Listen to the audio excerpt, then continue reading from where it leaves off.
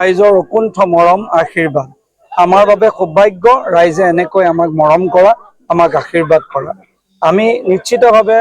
অনুভৱ কৰিব পাৰিছো যে ৰাইজে এইবাৰ ভাৰতীয় জনতা পাৰ্টিৰ চৰকাৰ হোৱাটো বিচাৰিছে আৰু ভাৰতীয় জনতা পাৰ্টিৰ পক্ষত ৰাইজে ইতিমধ্যে স্থিতি গ্ৰহণ কৰিছে অসমৰ মুখ্যমন্ত্ৰীগৰাকী দ্বিতীয়বাৰৰ বাবে মুখ্যমন্ত্ৰী হওক এয়া অসমৰ ৰাইজে কামনা কৰে বিশ্বনাথবাসীৰ ৰাইজেও কামনা কৰে আৰু সেইবাবে ৰাইজৰ এই প্ৰতিফলন মৰম আমি দেখা পাইছো আৰু আমি বিশ্বাস ৰাখিছো যে এইবাৰ ৰাইজে অভূতপূৰ্ব সঁহাৰি জনাব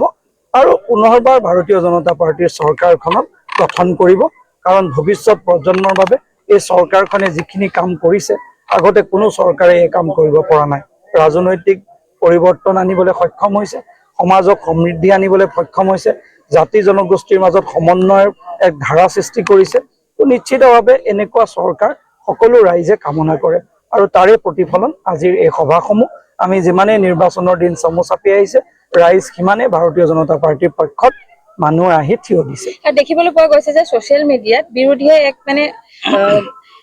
এক জাতি আৰু বিভিন্ন ধৰণৰ পোষ্ট তেওঁলোকে দি আছে কংগ্ৰেছে জাতিসমূহৰ মাজত সংঘাত আনিছে আৰু কংগ্ৰেছৰ দিনতে জাতিগত সংঘাত জনগোষ্ঠীয় সংঘাত এইসমূহ কংগ্ৰেছৰ দিনতে হৈছিলে বিজেপি হল সমন্বয়ৰ বাহক বিজেপিয়ে সমন্বয় গঢ়িব বিচাৰে জাতি জনগোষ্ঠীৰ মাজত সমন্বয়ৰে সমৃদ্ধশালী সমাজ নিৰ্মাণ কৰিব আমাৰ দৰ্শনগত পাৰ্থক্য আছে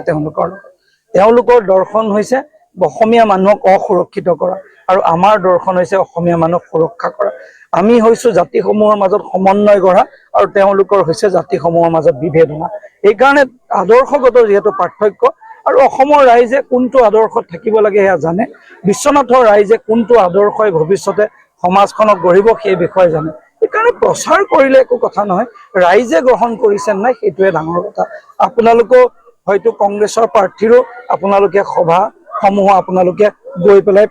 প্ৰত্যক্ষ কৰিছে আৰু আমাৰ সভাও প্ৰত্যক্ষ কৰিছে তো আপোনালোকেও স্পষ্টভাৱে গম পায় তো আপোনালোকক আৰু বিশেষকৈ বুজোৱাৰ প্ৰয়োজন নাই এইটো কাৰণে আপোনালোকেও বিশ্লেষণ কৰিছে